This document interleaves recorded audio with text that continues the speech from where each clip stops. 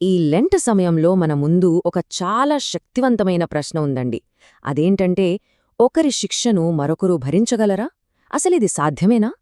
ఈరోజు మనం ఇదే ఆలోచనకు సంబంధించిన బదిలీ అయిన ప్రభు అనే ఒక చాలా లోతైన విషయాన్ని చూద్దాం. అసలు మానవాళి పాపభారాన్ని క్రీస్తు తనపై ఎలా వేసుకున్నారో గ్రంథం ఆధారంగా అర్థం చేసుకోవడానికి ప్రయత్నిద్దాం. మన ఈ చర్చకంతటికీ పునాది ఈ వాక్యమే. ఇక్కడ చాలా ప్రాథమికమైన ఒక నిజముంది. చూడండి, మనిషి ప్రయత్నమైన ధర్మశాస్త్రం పాపాన్ని గెలవడంలో ఫెయిల్ అయింది. అందుకే దేవుడే రంగంలోకి దిగాల్సొచ్చింది. ఆయన తన కుమారుణ్ణి పంపి పాపానికి దాని సొంత అడ్డాలోనే, అంటే మనిషి శరీరంలోనే శిక్ష వేశారు. అయితే ఈ చర్య వెనుకున్న అసలు కారణమేంటి? దాన్ని ఇప్పుడు మనం అర్థం చేసుకుందాం. ఇంత పెద్ద పరిష్కారం అవసరమైంది అంటే మరి సమస్య ఎంత పెద్దదై ఉండాలి కదా? క్రీస్తు రాకముందు మానవజాతి ఎదుర్కొన్న ఆ అసలు సమస్య ఏంటి? దాని మూలమేంటి? దాని స్వభావమేంటి? అదే పాపము యొక్క సమస్య. దాని గురించే ఇప్పుడు చూద్దాం. ఇక్కడ మనం మానవ చరిత్రలోనే రెండు టర్నింగ్ పాయింట్స్ చూస్తున్నాం. మొదటిది ఆదాము కథ. అక్కడేమైంది? పాపం మనిషి శరీరంలోకొచ్చేసింది, దాన్ని ఓడించేసింది. అది ఒక ఓటమి కథ. కాని రెండవ ఆదాము అంటే క్రీస్తు రాకతో కథ మొత్తం రివర్స్ అయిపోయింది. ఆయన శరీరంలోకి పాపం ప్రవేశించలేకపోయింది. ఓటమి స్థానంలో విజయం వచ్చింది. ఇంతకీ పాపం ఆయనను ఎందుకు గెలవలేకపోయింది? వావ్! ఎంత మంచి పోలిక కదా ఇది!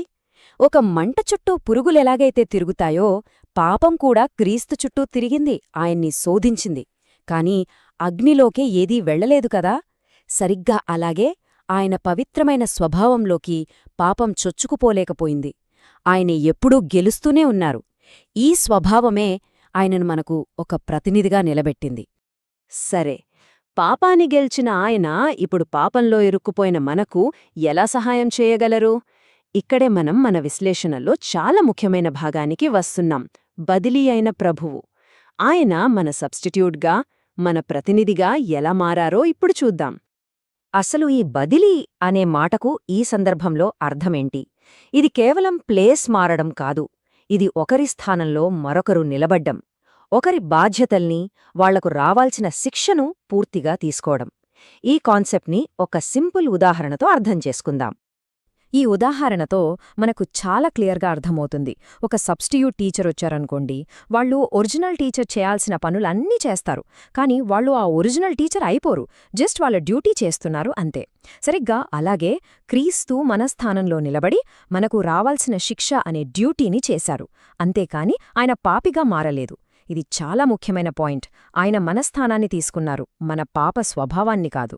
ఏ వాక్యం ఆ నిజాన్ని ఇంకా స్పష్టంగా చెప్తోంది?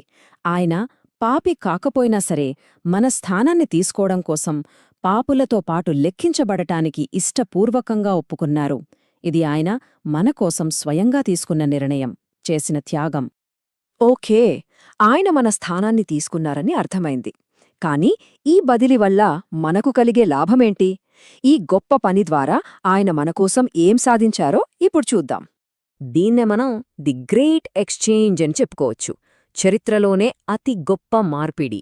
మనకు రావాల్సిన శిక్షను ఆయన తీసుకున్నారు. మనం ఎప్పటికీ సంపాదించుకోలేని దైవిక వారసత్వాన్ని మనకు గిఫ్ట్గా ఇచ్చారు. అంటే మన చెడును ఆయన తీసుకుని ఆయన మంచితనాన్ని మనకిచ్చారన్నమాట. పేతురు కాళ్లు కడిగిన సంఘటన దేనికొక మంచి ఉదాహరణ.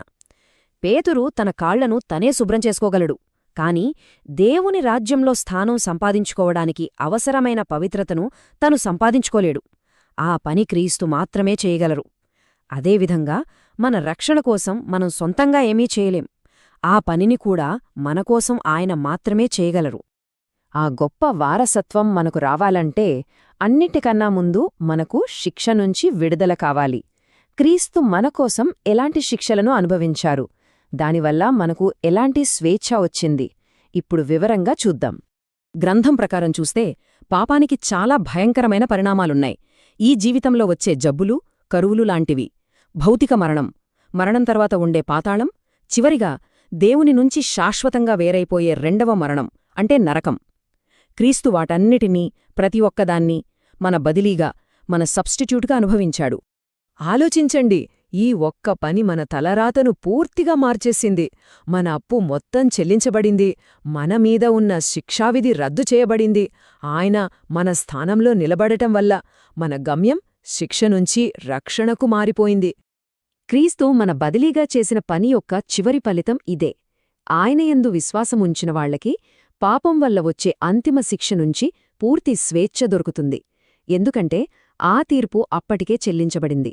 సో చివరిగా ఒక జవాబుతో కాదు, ఒక లోతైన ప్రశ్నతో ఈ ఆలోచనను ముగిద్దాం. ఆ గీతంలో ఉన్నట్టే, నా రుణము తీర్చిన నా దేవా, నీ రుణము తీర్చగలనా? మన అప్పును పూర్తిగా తీర్చేసిన దేవునికి మనం తిరిగి ఏమి చెల్లించగలం? ఈ లెంట్ కాలంలో మనం దీని గురించి ఆలోచించడానికి, ఆయన త్యాగాన్ని అర్థం చేసుకోవడానికి ఇంతకన్నా మంచి సమయం ఉండదేమో.